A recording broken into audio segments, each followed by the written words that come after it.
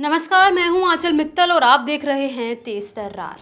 पैसे लेकर सवाल पूछने के मामले में टीएमसी नेता महुआ मोइत्रा को शुक्रवार 8 दिसंबर को लोकसभा की सदस्यता से निष्कासित कर दिया गया।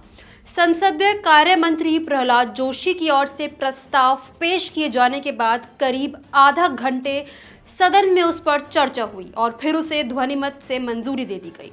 इससे पहले पिछले 9 नवंबर को बीजेपी सांसद विनोद कुमार सोनकर की अध्यक्षता वाली एथिक्स कमेटी यानी कि आचार समिति ने मोइत्रा पर लगे आरोपों को देखते हुए उन्हें लोकसभा से निष्कासित करने की सिफारिश वाली रिपोर्ट स्वीकार की थी।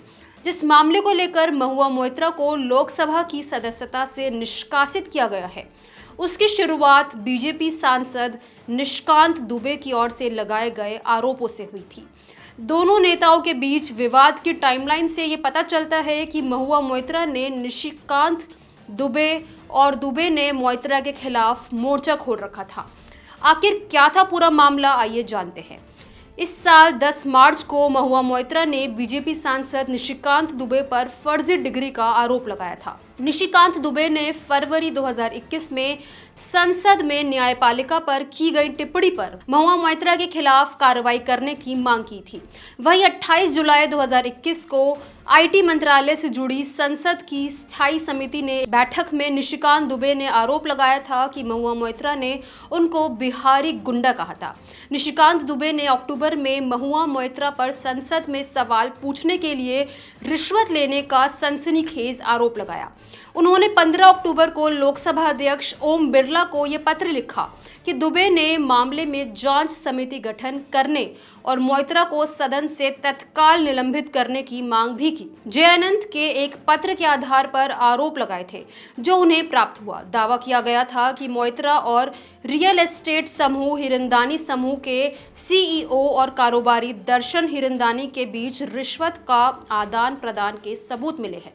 हालांकि महुआ मोइत्रा ने आरोपों को खारिज किया था। निशिकांत दुबे ने जयानंद को के पत्र का हवाला देते हुए ये आरोप लगाया कि हाल तक महुआ मोइत्रा की ओर से संसद में पूछे गए 61 और 50 प्रश्न दर्शन हिरनदानी और उनके समूह के व्यावसायिक हितों की रक्षा या उन्हें कायम रखने के इरादे से पूछे गए थे। पत्र में आरोप लगाया गया था कि सवाल अक्सर हिरनदानी के प्रतिद्वंदी समूह अडानी समूह पर केंद्रित होते थे और नकदी और उपहारों के बदले में पूछे जाते थे।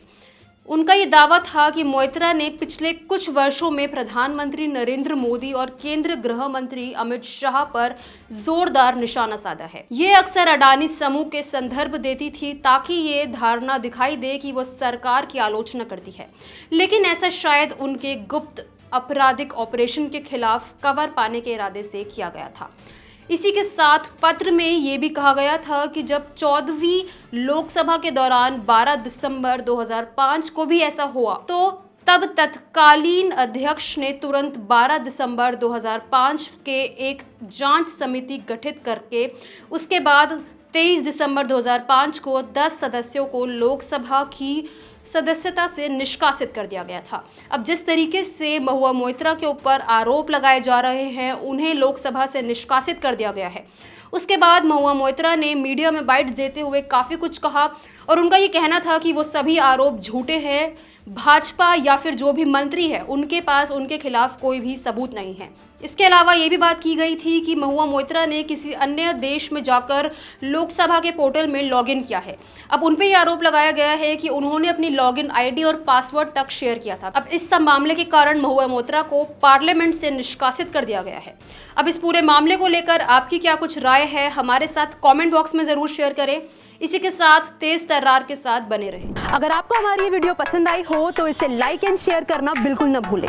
इसके साथ ही हमारे चैनल को जरूर सब्सक्राइब करें और हाँ, बेल आइकन भी जरूर दबाएं ताकि दिल्ली से जुड़ी तमाम खबरों की नोटिफिकेशन सबसे पहले आप तक पहुंचे।